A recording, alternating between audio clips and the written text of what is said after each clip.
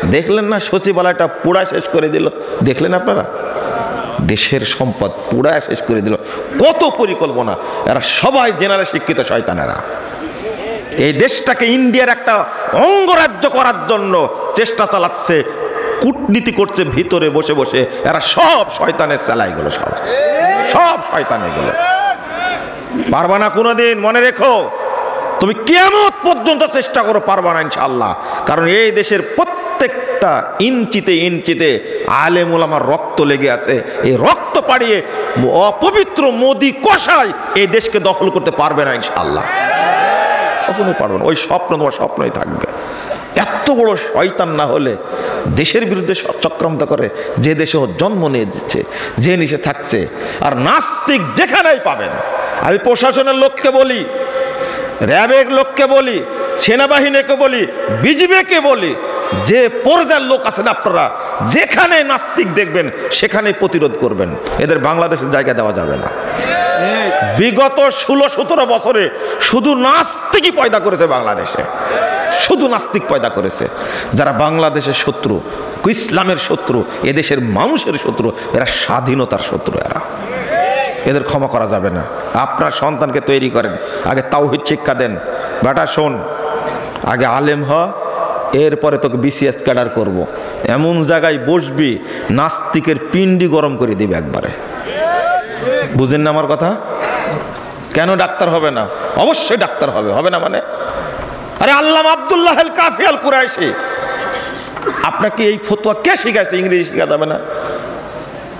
তিনি যেমন ইংরেজি জানতেন, সারা বাংলাদেশকে শাসন করেছেন। মাওলানা আকরাম খাঁ সারা বাংলাদেশকে শাসন করেছেন। পূর্ব পাকিস্তান, পশ্চিম পাকিস্তান, উভয় পাকিস্তানে শিক্ষা কমিশন গঠন হচ্ছে, তখন হলো মাওলানা আকরাম খাঁকে শিক্ষা কমিশন চেয়ারম্যান করা হয়েছে। নাম হলো মাওলানা। বাংলাদেশ স্বাধীন করেছে মাওলানা ভাষা নেই। খামাখা এই মাত্র 60-70 বছরে কিছু নাস্তিক তৈরি হওয়ার কারণে ইসলামী শিক্ষার 12টা বাজিয়ে দিয়েছে তারা। কেন আপনি শিক্ষা দিবেন না? আগে আলেম তৈরি করেন, তারপরে আপনি বানান, বড় একজন ইঞ্জিনিয়ার বানান, ডাক্তার বানান, সচিব হবে। আজকে 700-800 সচিবের মধ্যে 100 সচিব যদি বেসিক ইসলাম থাকতো, তাহলে এই দেশটা এইভাবে চক্রান্ত করে, ষড়যন্ত্র করে দেশটাকে ধ্বংসের দ্বার নিয়ে যেতে পারতো না, কখনোই পারতো না। এটা আমাদের কারণে পেরেছে। এক শ্রেণীর কুলাঙ্গার ফতোয়া দিয়েছে, মুসলমানদের ইংরেজি শিক্ষা দেওয়া যাবে না, রাজনীতি করতে দেওয়া যাবে না। এই 60-70 বছর সর্বনাশটা আসছে, এখন আর হবে না। আমি আপনাকে যেটা বলছি, অবশ্যই বেসিক জ্ঞান আগে কোরআন সুন্নাহ দিবেন, বলেন ইনশাআল্লাহ। এখন মাদ্রাসায় পড়ার পরে ডাক্তার হওয়া যায়, ইঞ্জিনিয়ার হওয়া যায়, সচিব হওয়া যায়, জাজ হওয়া যায়, ব্যারিস্টার হওয়া যায়, ম্যাজিস্ট্রেট হওয়া যায়। আপনি কেন স্কুলে পড়াবেন সন্তানকে? আপনার প্রতি আমার রাগ এই জায়গায়। কেন পড়াবেন? এরা হবে অভিশপ্ত। আল্লাহ যেন আমাকে মাফ করে। কথাগুলো বলার জন্য আপনারা কষ্ট পেয়েন না। বলেন তো, ঈমান মানে কি? বলেন, জোরে বলেন, ঈমান মানে কি? কুলি করবেন কালকে। কি শিক্ষা দিলাম এখন পর্যন্ত? আপনারা নাকি বক্তব্য শুনেন, আপনারা আমার শুনেন না। ঈমান মানে বিশ্বাস। কে শিখাইছে?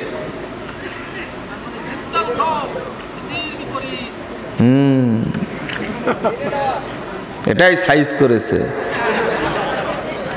মানহাজগত জ্ঞান না থাকার সমস্যাটা হয়েছে। আমরাও মানহাজ বুঝতাম না, বুঝছেন? মালুমুন আন্নাল ঈমান হুয়াল ইকরার। আচ্ছা, কুফর মানে কি? কুফর মানে কি? অস্বীকার করা। তো কুফরের বিপরীতটা কি? ঈমান না? ঈমানের বিপরীত কি? কুফর। কুফর মানে কি? অস্বীকার করা। তাহলে ঈমান মানে কি হবে? এই তো বেরিয়ে গেছে। ঈমান মানে কি? স্বীকার করা। আর জীবনে বলবেন বিশ্বাস? বলেন না, ইনশাল্লাহ বলবো না আর কোনোদিন। কি বলবেন? ঈমান মানে কি? স্বীকার করা। আবার বলেন, সবাই বলেন, ঈমান মানে কি? স্বীকার করা। ঈমান মানে কি? স্বীকার করা। হায় হায়, আল ইতিরাফ, স্বীকৃতি প্রদান করা। বিশ্বাস যারা বলে, এদের আকীদা ভালো না। আশারি আর মাতৃদের নিকট ঈমান শুধু বিশ্বাস করলে হয়ে যায়, আমল করাও লাগে না, স্বীকারোক্তি দেওয়াও লাগে না। এর নাম কি ঈমান হতে পারে? না। ঈমান মানে আত-তাসদীক বিল জিনান, অন্তরে বিশ্বাস, ওয়াল ইকরার বিল ওয়াল আমালু বিল আরকান, কর্মে বাস্তবায়ন, ইয়াজিদু বিত-তাআহ ওয়া ইয়ানকুসু বিল মাসিয়া, সৎ কাজে বেড়ে যায়, অসৎ কাজে কমে যায়। এর নাম কি? ঈমান। আর বাংলাদেশের মানুষ বিশ্বাস করে ঈমান মানে বিশ্বাস, ওরা নাম দিয়েছে, বিশ্বাস করলে ঈমান হয়ে যায়, কাজ করাও লাগে না, স্বীকৃতি দেওয়াও লাগে না। নাউজুবিল্লাহ। আর জীবনে কোনোদিন বলবেন না ঈমান মানে বিশ্বাস, কোনো দিন বলবেন না। ঈমান মানে স্বীকৃতি দেওয়া, স্বীকার করা। ঈমান মানে কি? স্বীকার করা। ছোট্ট একটা প্রশ্ন করব, উত্তর দিলে পারলেন ভালো, না দিলে নাই। বলেন তো, ঈমান আমল না আকীদা? জোরে বলেন, ভয় পাবেন না। ঈমানটা আকীদার অংশ না আমলের অংশ? আবার কুলি করবেন। সহিহ বুখারী পড়ার পরে হুজুর বলছে ঈমান তো আকীদার অংশ। আমি কি পড়লেন বুখারী, কি পড়ালেন? ইমাম বুখারী রাহিমাহুল্লাহ বাব বেঁধেছেন, বাবু মান ক্বালা ইন্নাল ঈমানা হুয়াল আমল। ঈমানটা আমলের অংশ। কিসের? যার মনে রাখার রাখবেন, যার ভুলে যাবেন। কিন্তু কথাটা শুনলেন তো, একজনে মনে রাখতে পারবেন না আপনারা? পারবেন না মনে হয়, তাই না? কিছু বলবো, শুনবেন আপনারা ঈমানের উপরে? শুরু করেছি তো, বিরক্ত হয়ে যাবেন আপনারা মনে হয়, তাই না? লা হাওলা ওয়ালা কুওয়াতা ইল্লা বিল্লাহ, আস্তাগফিরুল্লাহ। রাতও গভীর হয়ে গেছে আর আলোচনা ধরেছে, তবে সহজ করে বলবেন ইনশাআল্লাহ। আপনারা তো গভীর রাতে আলোচনা শুনেন, আজকে একটু শুনেন, সময় দেন আমাকে। দিবেন সময়? তাহলে বুঝেছি, একটু ঝালাই করতে হবে। কালকে বলবেন, বলেন তো গায়রিল মাগদুবি আলাইহিম ওয়ালাদ-দাল্লিন কেন? আল্লাহুম্মা আমিন বলেন, বলেন বলেন একটু। কাল থেকে বলবেন তাহলে, তাই না? এত বড় দোয়া পড়ার পরে কি বলেন? আমিন। এখন পড়ার সময় আল্লাহ মারলেন কেন? কেন? বক্তা বলছে আল্লাহুম্মা আমিন, শুরু হয়ে গেছে। আচ্ছা, কি বললো গো যে আল্লাহুম্মা আমিন বললো? বুঝেন না মনে হয় কথাটা? বুঝেছেন? কি বুঝলেন বলেন তো? সালাম ফিরানাই বলছে, বক্তা মঞ্চে ওয়াজ করতে বলছে আল্লাহুম্মা আমিন, শুরু করে দিয়েছে। কিন্তু আল্লাহুম্মা আমিন মানে কি? আল্লাহ তুমি কবুল করো। তো কিছু তো বলেইনি, কি কবুল করবে? সি সি সি সি। অথচ সালাতের মধ্যে যখন ইমাম বলল গায়রিল মাগদুবি আলাইহিম ওয়ালাদ-দাল্লিন আমিন, সবাই চুপচাপ বসেছিল, কেউ আমিন বলেনি। তো সালামের পরই শুরু করেছে কি? ইমাম বলেছে একবার আল্লাহুম্মা আমিন, আর মুক্তাদিরা সবাই কি খুব জোরে জোরে বলতেছে। ইমাম যে কি বলছে তা শোনা যায় না। ইমাম বলছে আল্লাহ 4 মাসের বেতন বাকি, এরা বেতন ঠিক মতো দেয় না, এদের পরিবারে তুমি বরকত দিও না। আর আপনি কি বলছেন? আমিন। দারুণ দোয়া। এখন এক ইমাম আমাকে বলছে, বিভিন্ন জায়গায় দেখা হয় এদের সাথে, আচ্ছা আপনি কিভাবে জানলেন যে ইমাম হাত তুলে বলে যে 4 মাসের বেতন বাকি আছে? আমি বললাম যে কেন? ওই যে আপনি যে বক্তব্যে বলেছেন, আপনি জানলেন কি করে? এই দোয়া করি। আসলে করেন? করি মানে কি? বেতন দেয় না তো কি করবো? ইমাম সাহেব নিজে বলছে এটা। নাউযুবিল্লাহ, আস্তাগফিরুল্লাহ। আমি এমনি বলি যে বেতন বাকি 4 মাসের বেতন বাকি, বাচ্চা কাচ্চা খুব কষ্টে আছে, মুসল্লিরা বেতন দেয় না, এই ওয়াজ করতেছে। আর আপনারা কি বলছেন? আল্লাহুম্মা আমিন, আল্লাহুম্মা আমিন। কোথায় আমিন বলতে হয় সেটাও জানে না। মুসিবতের শেষ নাই। একজন সালাম দিয়ে বিদায় নিচ্ছে যে আসসালামু আলাইকুম ওয়া রাহমাতুল্লাহি তাআলা ওয়া বারাকাতুহু। কি বললেন? কি বললেন? যে তাআলা ওয়া বারাকাতুহু। তাআলা বললেন কেন? বলছে একটু স্মার্ট লাগে। কত বেকুবের বাকি, চিন্তা করেন। আল্লাহ বলেছেন, রাসূল বলেছেন, সাহাবীরা তাবেঈ বলেছেন, এটা ওতে সন্তুষ্ট না। কি বলবে? তাআলা ওয়া বারাকাতুহু। এর কোনো দলিল আছে বলেন তো দেখি? হ্যাঁ, চিঠি লিখে বলছে মাস সালাম। কি বলছে? মাস সালাম। আমি বললাম না, মাস সাম লেখা হলো বিদাত, লিখতে হবে ওয়াসসালাম। কি বলতে হবে? আপনারাও লেখেন না মাস সালাম? এই লেখেন তো আপনারা মাস সালাম, লিখবেন না। কি লিখবেন? ওয়াসসালাম। এটা হলো সুন্নাহ, ওয়াসসালাম। তো ইমাম সাহেব বলছে যে সবই যে ভুল করি, আমাদের ভুল সব করেন, খুঁজেন আপনি ভুল করেন কেন? একটু আমি বললে সবাই আমাকে দোষারোপ করে। ওই যে যেমন আজকে বললাম, দেখেন কালকে ইউটিউবের একবারে ভাইরাল করে দেবে একবারে। তার ইমান মানে কি হলো? স্বীকার করা। ইমান আমল না আকীদা? আমল। মাশাআল্লাহ, আলহামদুলিল্লাহ। ইমান আছে, ইমান আছে বলে ইনশাআল্লাহ। ইমান আছে। হজ করেছেন? ইনশাআল্লাহ করেছি। ইনশাআল্লাহ কখন বসাতে হয় এটাও জানেন না আপনারা। সি সি সি সি, চিন্তা করছেন আপনি? ইমান আছে বলেন তো? ওযু আছে? আচ্ছা, কার কার ওযু আছে হাত তোলেন তো দেখি। 1 সেকেন্ড দেরি হয়নি। আমি বললাম যে ইমান আছে, তো অনেক পরে বলছে ইনশাল্লাহ। আছে বলছে, এটা বলছে না, বলছে ইনশাল্লাহ। ওযু আছে, তখন হাত তুলেছে। আচ্ছা, আপনাদের কাছে ওযু বেশি জরুরি না ইমান বেশি জরুরি? আমার পক্ষে একজনও নাই। ইমান বেশি জরুরি না ওযু বেশি জরুরি? ওযু। এই তো আমার পক্ষে আছে একজন। টাঙ্গাইলে এক ভাই তো লেগে গেলেন আমার সাথে কঠিন ভাবে, বলছে না ওযুই জরুরি। ওযু জরুরি কি করে? ওযু না নামাজ হয় না, ওরা দলিল। আমি বললাম আচ্ছা শুনেন, কোন লোক মারা গেছে, ওযু নাই, তাহলে লোকটা জান্নাতে নামে যাবে না? তখন বলছে যে ওযু নাই যেহেতু জান্নাতে যাবে না। ইমান মানে লোকটা মরে গেছে, ঘুমায়ছিল, কিন্তু কি নাই? ইমান নাই। মরে গেছে, কি নাই? ইমান নাই। বলেন তো লোকটা জান্নাতে যাবে কিনা? যাবে। কিন্তু অপবিত্র অবস্থায় মারা গেছে, ইমান ছিল, জান্নাতে যাবে না? যাবে। তাহলে ওযু জরুরি না ইমান জরুরি? হ্যাঁ, ইমান জরুরি। তাহলে ইমান নাই বোঝা গেল, তাই না? যদি ইমানই জরুরি হতো তাহলে আপনাকে হাত তুলতেন যে ইমান আছে, কিন্তু আপনি নিজেই সন্দেহান ইমান আছে কিনা, তাই না? আচ্ছা, এবার বলেন প্রশ্নের উত্তর দেন আপনারা। লা ইলাহা ইল্লা আনতা সুবহানাকা ইন্নী কুনতু মিনাজ জালিমিন। আপনার বাপ মারা গেছে, গোসল দেওয়ার সময় দেখছেন বাপের এই জায়গায় তাবিজ বাঁধা। কি বাঁধা? বলেন তো আপনার বাপের ইমান আছে না নাই? কি হয়েছে? ইমান ঘুমায় গেছে, ভেঙ্গে গেছে। ইমান কি হয়েছে? ভেঙ্গে গেছে। মাশাআল্লাহ। উত্তরটা কি ঠিক হলো? ওর মধ্যে কি ইমান ছিল কোনোদিন? তো ভাঙলো কি করে? আচ্ছা, যে ব্যক্তি কোনোদিন ওযু করেনি তার ওযু ভাঙ্গেছে?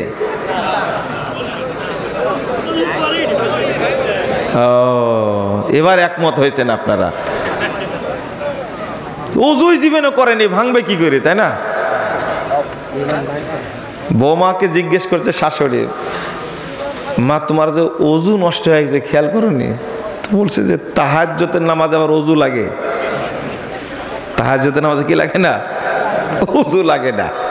তে যে ওযু করেনি তার ওযু ভাঙ্গার কোনো সম্ভাবনা নাই। তো তাবিজ তো দেওয়া ছিলই হাতে, যার মধ্যে শিরিক আছে। শুনেন একটু বলি আপনাকে, আপনি আশ্চর্য হবেন।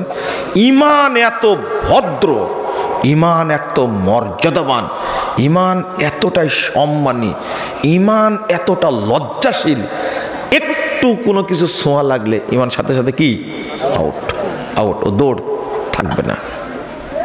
আল্লাহ রাসূল সাল্লাল্লাহু আলাইহি ওয়াসাল্লাম বলছেন, দেখেন এই যে এখানে বসে আছেন, ইন্নাল্লাহা লা ইয়াকবালু দুআন মিন কলবিন গাফিরিন লাহিন।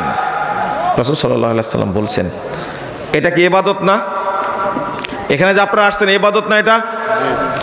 যদি মনোযোগ না থাকলে তাহলে আপনার ইবাদত কবুল হবে না। ঈমান নেই, মনোযোগ নাই মানে কি? ঈমান নাই, কবুল হবে না। দোয়া করছেন আল্লাহর কাছে, মনোযোগ নাই, কবুল হবে না। লা হাওলা ওয়ালা কুওয়াতা ইল্লা বিল্লাহ। ছোট্ট একটা জিনিস, মনোযোগ নাই, দোয়া কবুল হবে না, ইবাদত কবুল হবে না। আর একটা জিনিস শুনেন, শিরিক তো সবচেয়ে বড় জিনিস। আপনি চুরি করেছেন, কি করেছেন? একটা মোবাইল চুরি করেছেন, ঈমান আছে আপনার মধ্যে? নাই। আরো ছোট করে বলি, আপনার ভিতরে হিংসা আছে, কি আছে? 3109 নম্বর হাদিস নাসাইর মধ্যে এসেছে, রাসূল সাল্লাল্লাহু আলাইহি ওয়াসাল্লাম বলছেন, লা ইয়াজতামিআনি ফি কলবি আবদিন আল ঈমান ওয়াল হাসাদ। দুইটা জিনিস এক অন্তরে এক জায়গায় হয় না। ঈমান এবং হিংসা এক জায়গায় হয় না। যার মধ্যে হিংসা আছে তার মধ্যে কি নাই? ঈমান নাই। যার মধ্যে ঈমান আছে তার মধ্যে কি নাই? হিংসা নাই। তাহলে হিংসা থাকলে ঈমান থাকে না। পরের হাদিসটা 3110 নম্বর হাদিস, আল্লাহ রাসূল বলছেন, লা ইয়াস্তামিগু আশ-শুহু ওয়াল ঈমান ফি কলবিন আবদিন আবাদা। আল্লাহ রাসূল বলছেন, কৃপণতা থাকলে সেখানে ঈমান থাকে, কোনো দিন যাবে না, আবাদা। কারণ তোর কৃপণতা থাকলে তার ভিতরে ঈমান থাকবে না। বুঝতে পারছেন কথাগুলো? আল্লাহ রাসূল বলছেন, আল হায়াউ মিনাল ঈমান, আল হায়াউ ওয়াল ঈমানু কুরিনা জামিয়া। 58 নম্বর হাদিস মুস্তাদরাক হাকিমের মধ্যে এসেছে, আল্লাহ রাসূল সাল্লাল্লাহু আলাইহি ওয়াসাল্লাম বলছেন, লজ্জা এবং ঈমান দুইটা পাশাপাশি থাকে। ইদা রুফি আহাদুহুমা রুফিয়াল আখার, একটা উঠে গেলে আরেকটা উঠে যায়। মনে করেন আপনার বাড়িতে একটা মেয়ে আছে, সে গায়ে কাপড় নেই, নামাজও পড়ে, বাজারেও যায়, স্কুলেও যায়, লজ্জা নাই, বলেন তো ঈমান আছে কি না? নাই। মানে একটা মহিলা দাঁড়ায় আছে, আপনি বারবার তার দিকে তাকাচ্ছেন, বলেন তো আপনার মধ্যে ঈমান আছে কি না? থামেন, আরো হাদিস অনুবাদ করলে আরো পরিষ্কার হবে। রাসূল সাল্লাল্লাহু আলাইহি ওয়াসাল্লাম বলছেন, আল হায়া ওয়াল ইউ শুবাতুম মিনাল ঈমান, লজ্জা এবং অল্প কথা ঈমানের অংশ। ওয়াল বাযাগু ওয়াল বায়ানু শুবাতুম মিনান নিফাক। 2027 নম্বর হাদিস তিরমিজির মধ্যে এসেছে, আল্লাহ রাসূল বলছেন, যে ব্যক্তির মুখ থেকে অশ্রাব্য ভাষা বের হয় এই ব্যক্তির মধ্যে ঈমান নাই। খুব খারাপ ভাষা বের হয় আপনার মুখ থেকে, যদি ঝগড়া লাগে তখন দেখবেন যে আপনার মুখ থেকে বস্তির মতো কথা বের হচ্ছে। সি আপনার ওয়াইফকে যখন এখন ফোন দিয়ে বলি যে আপনার হাজব্যান্ড, আপনার স্বামী আপনার সাথে কেমন ব্যবহার করে, বলবে যে পৃথিবীতে এরকম খারাপ মানুষ নাই। কারণ ফোন দিয়ে আপনাকে একটা নাম্বার দেন, আপনাকে বলি, অবশ্যই বলে মুখের ভাষা কেমন, বলছে এই এলাকায় এত খারাপ ভাষায় কেউ কথা বলে না। তাহলে বোঝা যাচ্ছে মুখ দিয়ে খারাপ ভাষা বের হলেই বুঝবেন এই লোকটার মধ্যে কি নাই। বুঝেন না মনে হয় কথাটা, তাই না? বুঝেন না আমার কথাটা? এইগুলো কথা শুনতেই চাই না, মুখ দিয়ে খারাপ ভাষা বের হচ্ছে। একজন ড্রাইভার বলছে আমাকে যে আমার স্যারের সবচেয়ে নর্মাল ভাষা হলো শুয়োরের বাচ্চা। বুঝেন না কথা? এই যে আমি এভাবে বললাম, তা আমারই মনে হচ্ছে আমার ঈমান নাই। আমি উচ্চারণ করতে পারলাম কথাটা, কিন্তু আপনাকে না বুঝালে কেমনে হবে? আপনার ওয়াইফের মুখ কত খারাপ আপনি ভালো বলতে পারবেন যদি আপনার সাথে একাকি বসে বলবেন, আমার ওয়াইফের মুখ দিয়ে যা বের হয় সে আগুনই বের হয়, মানে গালি দিচ্ছে যে শয়তানি গালি দিচ্ছে, এরকম মনে হয়। ওর ভিতরে কি নাই? ঈমান নাই। নাউজুবিল্লাহ। এটা কিন্তু আপনাকে বাংলাদেশ সংসদে পাশ করার দরকার নাই, সার্টিফিকেট দরকার নাই, আপনি নিজে বুঝলেই হবে আমি মুনাফেক। বুঝেননি? আপনি নিজেই বুঝবেন যে আমি মুনাফেক একটা, কারণ আমার মুখ দিয়ে খারাপ ভাষা বের হয়। তারপরে ওয়াল বাজা ওয়াল বায়ান শুবাতুম মিনান নিফাক, বক বক করেন সারাদিন, চুপ থাকবেন, চুপ থাকবেন। বক বক করে এই লোকটা মুনাফেক। এই লোকটা কি? যার মুখ দিয়ে খারাপ ভাষা উচ্চারিত হয় সে মুমিন না, সে কি? মুনাফেক। যে ব্যক্তি সব সময় বক বক করে, বেশি কথা বলে, এই লোকটা মুমিন না, লোকটা কি? মুনাফেক। আল্লাহর নবী বলছেন ও মুনাফেক। আপনাকে কেউ নাও বললেও আপনি মুনাফেক। বরং বেশি কথা বলে বলছে, ভাই কথা একটু আমি বেশি বলি, কিছু মনে করেন না। এতই গর্ব করছে কথা বেশি বলে, তাই ও যে মুনাফেক সে নিজেও জানে না। গর্বের সাথে বলছে, ভাই কিছু মনে করেন, আমি একটু কথা বেশি বলি। এরকম লোক পাওয়া যায় না সমাজে? বেশি আছে। আর সরকারি চাকরিজীবীদের রিটায়ার্ড পারসন যদি হয়, আর আপনার সাথে যদি বিমানে পড়ে যায় যে আপনি সৈয়দপুর থেকে ঢাকায় যাচ্ছেন, পড়ে গেছে এই ভদ্রলোক, 1 ঘন্টার রাস্তা আপনার মনে হবে 6 মাস যাবৎ যাচ্ছে।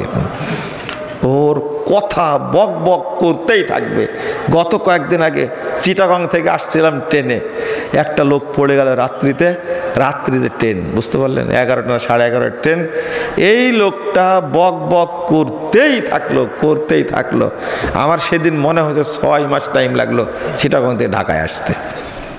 মানে আল্লাহ নবী কেন বললেন মুনাফেক?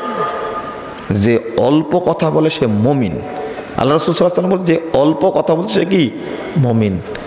খবরদার, বয়স বেশি হলেই যে বলবেন বয়স বেশি হয়ে গেছে কথা বেশি বলে, কেন বলবেন বেশি? আপনি মুনাফিক কেন আপনার ভিতরে? ছি ছি ছি ছি, নাউযুবিল্লাহ। আল্লাহ রাসূল সাল্লাল্লাহু আলাইহি ওয়াসাল্লাম বলছেন 2625 নম্বর হাদিস তিরমিজির মধ্যে এসেছে, ইজা জানাল আবদ, বান্দা যখন জেনা করতে লাগে, খরাজা আনহুল ঈমান, ঈমান তার থেকে বেরিয়ে যায়, ফাকানা ফাওকা রাসি কাদুল্লাহ, ও তখন ঈমান তখন মাথার উপরে ছায়ার মতো থাকে, ঈমান পালায় যায়। জেনা করতে লাগলে ঈমান থাকে না। ফেসবুকে মোবাইল দেখে ল্যাংটা মহিলা দেখছেন, বলেন তো ঈমান আছে কিনা? 2657 নম্বর হাদিস সহিহ মুসলিমের মধ্যে এসেছে, আল্লাহ রাসূল বলছেন, আল আইনানি জিনাহুমা নজরু, 2 চোখের জেনা হলো দেখা, ওয়াল উজনানে জিনা ওয়াল ইস্তেমা, 2 চোখের জেনা হলো শোনা।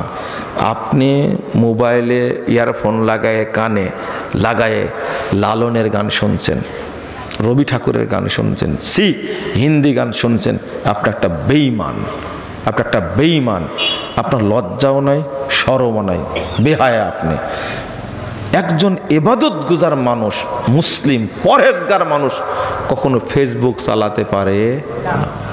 এখানে যারা আছে সবার ফেসবুক আইডি আছে, সবার আছে?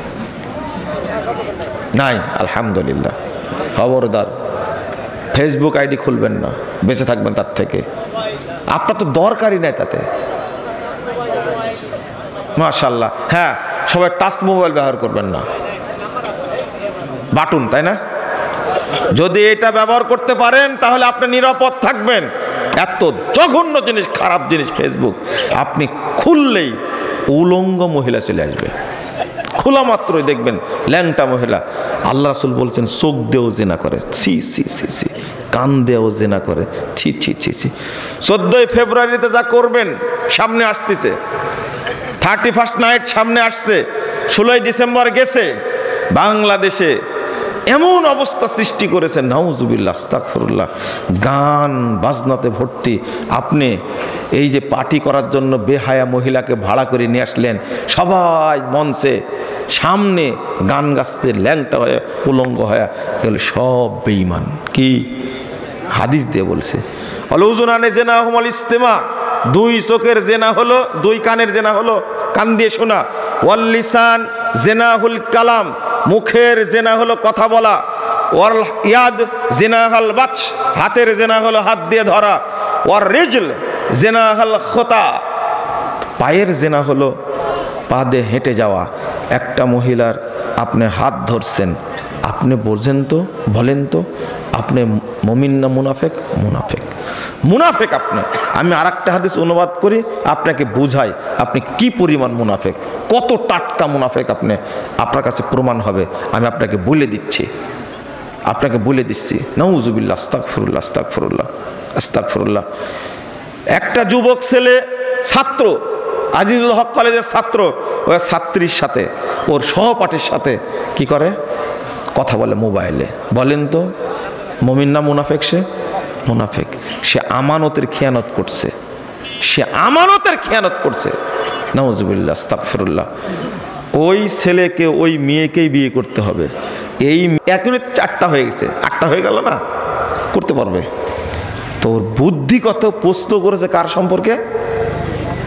একটা মেয়ে তো অনেকগুলো ছেলের সাথে কথা বলে। চিন্তা করেন, ওর এই বুদ্ধিটাও আছে যে এই কথাটা বললেই আমি বলে ফেলবো। তো এখন বলেন তো দেখি, একটা মেয়ে নাকি কয়েকটা ছেলের সাথে কথা বলে, প্রেম করে, সে কয়জনকে বিয়ে করবে? উত্তর দেন এবার। উত্তর আছে? এর উত্তর আছে? আগে ওকে চিন্তা করতে হল, হারাম, ও মুনাফেক, ও বেঈমান। এই চিন্তাটা সে করেনি, প্রশ্ন করে বসে আছে আগেই। তওবা তওবা তওবা, নাউজুবিল্লাহ, আস্তাগফিরুল্লাহ। আল্লাহ যেন আমাদের হেফাজত করে, বলেন আমিন। রাসূল সাল্লাল্লাহু আলাইহি ওয়াসাল্লাম বলছেন, আম্মাল মুমিন ইয়ারা যুনুবাহু কাআন্নাহু ইয়ারা যুনুবাহু। আল্লাহ রাসূল সাল্লাল্লাহু আলাইহি ওয়াসাল্লাম, আম্মাল মুমিন ইয়ারা যুনুবাহু লা হাওলা ওয়ালা কুওয়াতা ইল্লা বিল্লাহ। জি, ইন্নাল মুমিন আম্মাল মুমিন ইয়ারা যুনুবাহু কান্নাহু কায়দুন তাহতা জাবালিন ইয়াখাফু আইয়াকা আলাইহি। দেখেন কত বক্তব্য বলছি, লেখছি, বলি, কালকে হাদিসটা বলেছি, এখন মাথায় নাই। আর আপনারা একদিন বক্তব্য শুনে মনে রাখবেন আপনারা? বুঝেন তাহলে? মুমিন ওই ব্যক্তি যে ব্যক্তি পাপকে মনে করে আমি পাহাড়ের নিচে বসে আছি, যে কোনো সময় পাহাড়টা আমার উপরে পড়ে যেতে পারে। এর নাম কি? মুমিন। এর নাম কি? মুমিন, যে পাপকে ভয় করে। ওয়াম্মাল ফাজির, আর মুনাফিক ওই ব্যক্তি, ইয়ারা যুনুবাহু কাযুবাবিন মাররা আলা আনফিহি। আর মুনাফিক ওই ব্যক্তি যে পাপকে পরোয়া করে না, পাপকে ও কিছু মনেই করে না। ধুর, উদাহরণ দিয়ে বলছেন কি, মানে নাকের কাছ দিয়ে একটা মাছি উড়ে যাচ্ছে, তখন কি বলে? ধুর। এই কথাটা যে বলে, পাপকে পরোয়া করে না, তার নাম কি? মুনাফিক। বলেন তো সে মুমিন কি না? পাপকে পরোয়া করেন না বলতে কি বুঝালাম জানেন? কি বুঝালাম? নাউজুবিল্লাহ, আস্তাগফিরুল্লাহ, আস্তাগফিরুল্লাহ। আজ থেকে 70 বছর আগে শুনেছেন আপনি সুদ হারাম, শুনেননি? শুনেছেন ঘুষ হারাম। আপনি আজ থেকে 60 বছর আগে শুনেছেন টাকনুর নিচে প্যান্ট পরা কি হারাম। আপনি শুনেছেন দাড়ি রাখা কি সুন্নাহ, দাড়ি কাটা কি হারাম, শুনেননি? অন্তত 50 জন আলেমের বক্তব্য শুনেছেন। ইতিমধ্যে 45 জন মারা গেছে, 5 জন বেঁচে আছে। 5 জন কি বেঁচে আছে? আমি বুঝাতে চাচ্ছি আপনাকে, তাহলে যদি পাপকে ভয় করতেন তাহলে 60 বছর যাবত একটা পাপ করতেন আপনি? করতেন না। যদি পাপকে ভয় করতেন তাহলে 70 বছর যাবত একটা পাপ করতেন। মানে আপনি পাপকে পরোয়াই করেন না। বিড়ি খাচ্ছেন আপনি 60 বছর যাবত, মদ খাচ্ছেন, জেনা করছেন আপনি 60 বছর যাবত। বলেন আপনি মুমিন কিনা? আপনি মুমিন? আপনাকে মুমিন বলা যাবে না। আস্তাগফিরুল্লাহ, আস্তাগফিরুল্লাহ, নাউজুবিল্লাহ। আমি আপনাকে বুঝাতে চাচ্ছি একটা জিনিস, যে ঈমান যদি না থাকে কোন ইবাদত কবুল হবে? অথচ ওই লোকটি এখনো সালাত পড়ে, ওই লোকটি তাহাজ্জুদে পড়ে, ওই লোকটি সিয়াম পালন করে, কিন্তু কি নাই?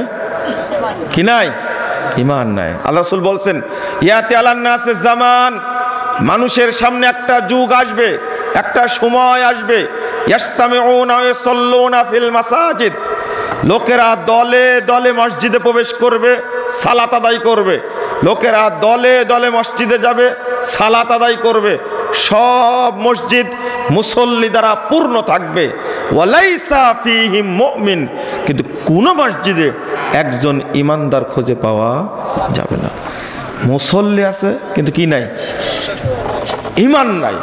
এরা হয় মুনাফিক, নয়তো মুশরিক, নয়তো কাফের। আমি মুশরিক বললাম কেন?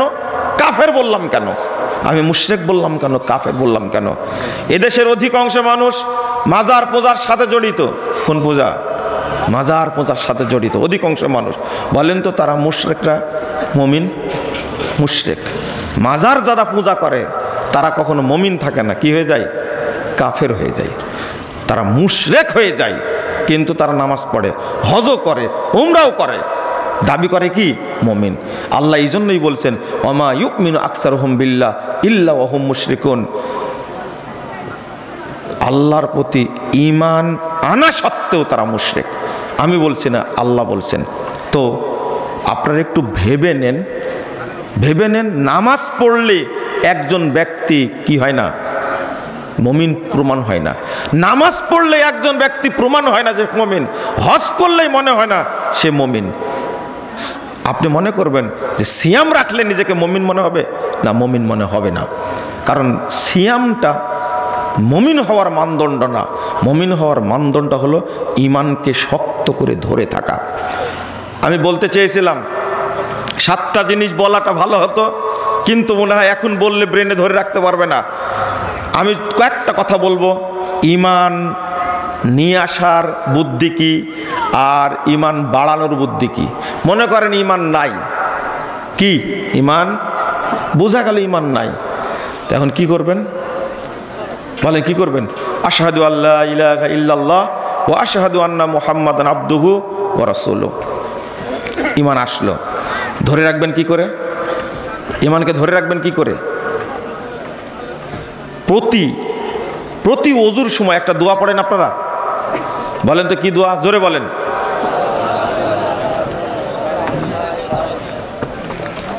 রাসূল সাল্লাল্লাহু আলাইহি ওয়াসাল্লাম বলছেন ওযুর পরে কেউ যদি এই দোয়া পড়ে, ওযুর পরে কেউ যদি এই দোয়া পড়ে, তার জন্য জান্নাতের 8টি দরজা খুলে দেওয়া হবে।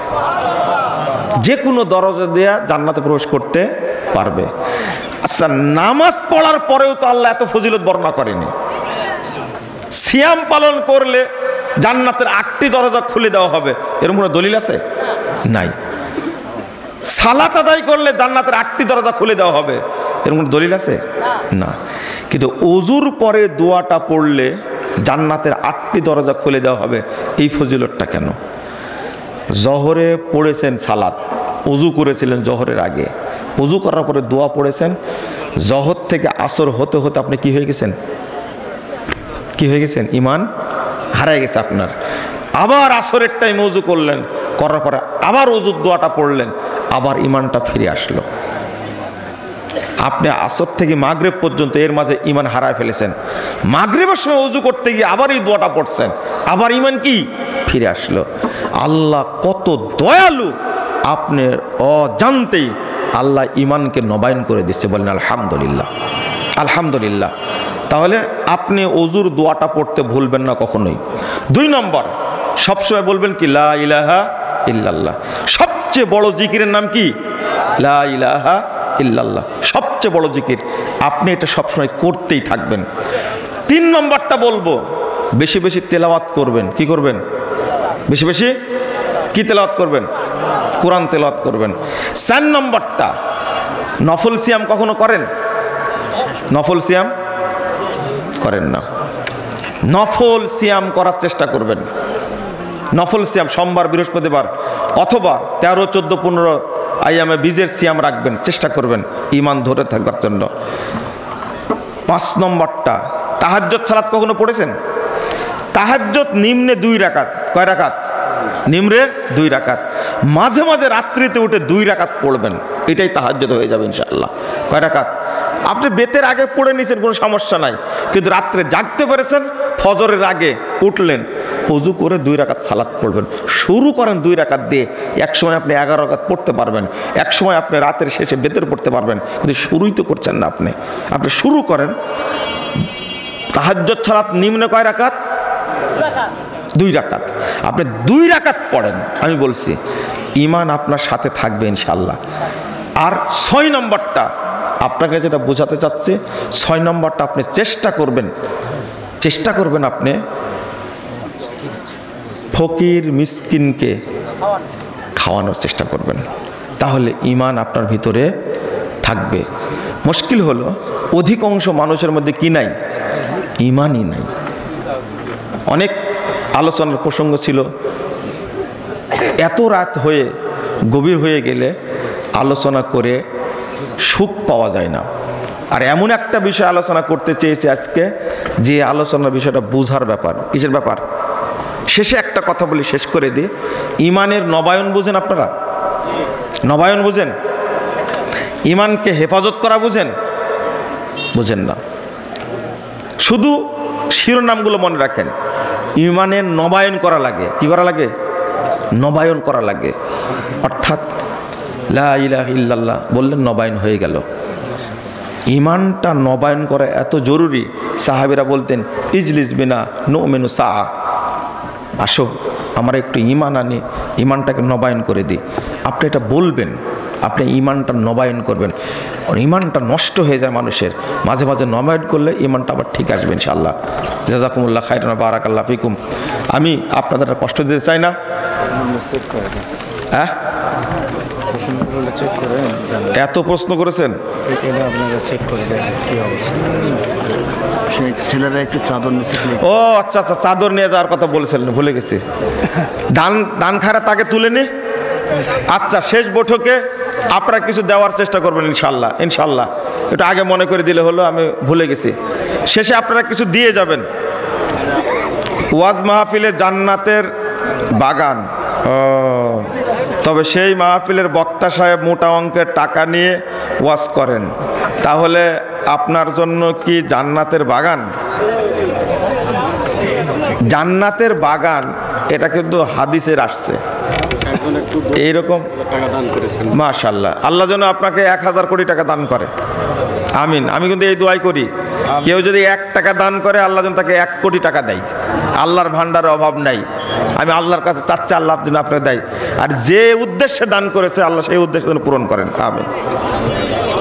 আপনারা যে প্রশ্নটা করেছেন, এইরকম মাজলিসকে জান্নাতের বাগান বলা হয়েছে, এটা ঠিক আছে। কিন্তু মানে বক্তা যে এত টাকা নেয়, তোকে ডাকলেন কেন? দোষটা তো আপনার। 80,000 টাকা না হলে সে আসে না, 1,30,000 না দিলে আসে না। যে চুক্তি করে এই বক্তাকে দাওয়াত দেন কেন? ও তো আপনাকে চেনে না, আপনি নিয়ে আসছেন, অর্থাৎ বক্তার চেয়ে আপনি বড় পাপী। ফজর, মাগরিব, এশার সময় প্রথম 2 রাকাত জোরে সূরা বলা হয়, কিন্তু জহর আসরে প্রথম 2 রাকাতে বলা হয় না কেন? এটা আল্লাহকে জিজ্ঞেস করবেন মরার পরে। আমাদের একটা খাস জমি আছে, আমাদের অজানাতে গোরস্থান থাকতে পারে, সেখানে জানাজার নামাজের জায়গা করতে চাই, সেখানে কি করা যাবে? কবর আছে সন্দেহ করেন, কিন্তু জানাজা পড়া যাবে ওই জায়গাতে, কোনো সমস্যা নেই। 2টা কবর আছে, সেটা কি উঠানো যায়? অনেকে জানা অবস্থায় কাজকর্ম করতেছে, এই অবস্থায় কি হবে? জানাজা করা যাবে ওই জায়গাতে, কবর থাকলে সমস্যা নাই, কিন্তু সালাত আদায় করা যাবে না। জানাজার সালাত আদায় করে মৃত ব্যক্তির বাড়িতে সকল মুসলিমের জন্য খাবারের দাওয়াত দেওয়া হয়। হারাম খাওয়া, এটা হারাম। এক ওয়াক্তের কাজা সালাত অন্য ওয়াক্তে জামাতের সাথে আদায় করা যাবে কি? যাবে, আদায় করা যাবে। কিন্তু প্রশ্ন হলো কাজাটা করলেন কেন সেটা বলেন আগে। এটা তো লেখেননি আপনি। খুব সাবধান, ইচ্ছা করে যদি সালাত ছুটে যায় সে আর মুসলিম থাকে না, কিন্তু কাফের হয়ে যায়। নামাজ কাজা হয়ে কারণে আমি ভ্যান লাগেছি বগুড়া, আজকে ভয় ঢুকেছে, নামাজটা ইয়া হয়ে যাবে, বাইক না ধরে লয় পুরোটা ধরবে, এখানে নামাজ কাজা হয় রাস্তা বুঝছি। রাস্তায় কোনো মসজিদ নাই। ও চোরে চুরি করে নিয়ে যাবে, তাই না? আচ্ছা আচ্ছা, বাড়িতে এসে পড়বেন। মসজিদের জায়গায় রূপালী ব্যাংক থাকলে কি ওই মসজিদে নামাজ হবে? মসজিদে নামাজ হবে, সমস্যা নাই, কিন্তু ব্যাংক ভাড়া দেওয়া ঠিক হয়নি। একজন অস্ট্রেলিয়া প্রবাসী ছাত্র দোয়া চেয়েছে, 1000 টাকা দিয়েছে। বারাকাল্লাহ ফিকুম, জাযাকুমুল্লাহ খাইরান। প্রত্যেক রাতে আল্লাহ সপ্তম আসমানে আসেন, কিন্তু বাংলাদেশে রাত হলে অন্য দেশে দিন প্রায়। কিভাবে? হ্যাঁ, এটাই জিজ্ঞেস করেন যারা বলে সারা পৃথিবীতে একদিনে ঈদ হবে, একদিনে সিয়াম রাখতে হবে, এই প্রশ্ন তাদেরকে করেন। অনেকবার উত্তর দিছি এর। আল্লাহ যেভাবে ইচ্ছা সেভাবে আসেন, ঠিক আছে? আল্লাহ সব কিছু জানতেন তাই লিখে রেখেছেন, নাকি লিখে রাখলে তাই সব কিছু হচ্ছে। লেখা আছে হাদিসে লেখার কথা আছে। তামাক, জর্দা, সিগারেট হারাম, অথচ কি লেগেছে? অথচ এলাকায় দোকান, ধর্মীয় সভা, আলোচনার স্থানে অনেক জায়গায় অনেক জাঁকজমকপূর্ণ দেখায়।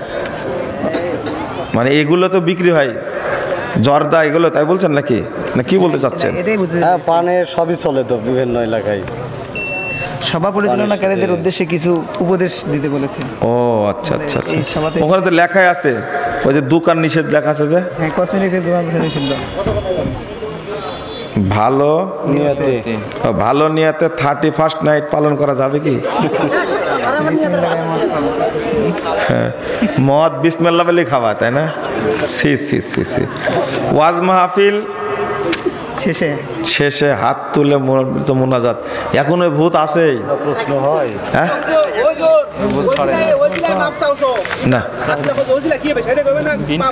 না এগুলো বলাই যাবে না এইভাবে, বিদাত। সালাতুর রাসূলে লেখা আছে শুধু সালাত শুরুর সময় আউযুবিল্লাহ এবং বিসমিল্লাহ পড়তে হবে। জোহরের 12 রাকাত সালাতে অর্থাৎ 4 বার সানা পড়তে হয়। প্রথম রাকাতে সানার পর আউযুবিল্লাহ, শুধু বিসমিল্লাহ, আর তারপর বাকি সব সালাতে শুধু বিসমিল্লাহ পড়ি। এই নিয়ম কি ঠিক আছে? জি ঠিক আছে। সালাতুর রাসূল যেটা গালেব স্যারের লেখা, তাই না? জি ঠিক আছে। পরে কিছু সংশোধন করেছেন জানি না। এই সালাতুর রাসূল 1 বছর আমি প্রুফ দেখেছি, ঠিক আছে, কোনো সমস্যা নাই। সকাল ও সন্ধ্যায় দোয়া লেখা আছে। সকালের দোয়াগুলি কি ফজর সালাতের পর পড়িব না বেলা ওঠার পর পড়ব? আর সন্ধ্যার দোয়া কি মাগরিবের সালাতের পড়বেন? না, সন্ধ্যার দোয়াটা আসর থেকে শুরু করবেন। আসরে পড়তে ভুলে হলে মাগরিবের পরে পড়বেন, ঠিক আছে? আর সকালের দোয়াটা যেটা বলা হয়েছে এটা ফজর সালাতের পরে পড়বেন। সুন্নাত ও নফল সালাতে কত প্রশ্ন রে ভাই! সুন্নাত ও নফল সালাতে সালাম ফেরানোর পর কোনো দোয়া পড়া লাগবে কি? হ্যাঁ, আপনি পড়তে পারেন। ইমাম সাহেব প্রতিদিন ফজর সালাতের ফরজ নামাজ পড়ার পর এবং কিছু দোয়া পড়ার পর একটি করিয়া হাদিস শোনান। সেই সময় কিছু মুসল্লি মসজিদের ভিতরে, এটা কোনো সমস্যা নাই, হাদিস শোনাতে পারবে। আলী রাদিয়াল্লাহু আনহুর পায়ের তীর নামাজ পড়া অবস্থায় খুলিয়াছিলেন, এই হাদিস কি ঠিক? এটা তো হাদিসই না, শিয়াদের তৈরি করা।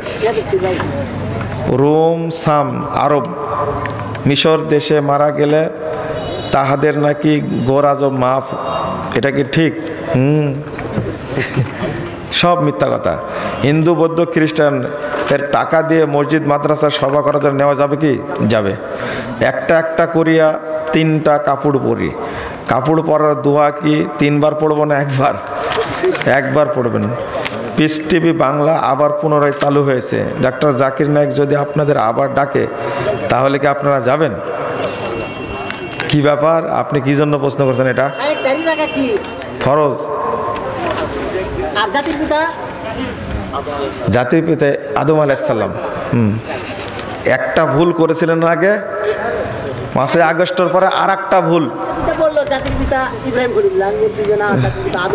আচ্ছা, দোয়া পড়লেন না আপনারা? সুবহানাকা আল্লাহুম্মা ওয়া বিহামদিক আশহাদু আল্লা ইলাহা ইল্লা আনতা আস্তাগফিরুকা ওয়া আতুবু ইলাইক।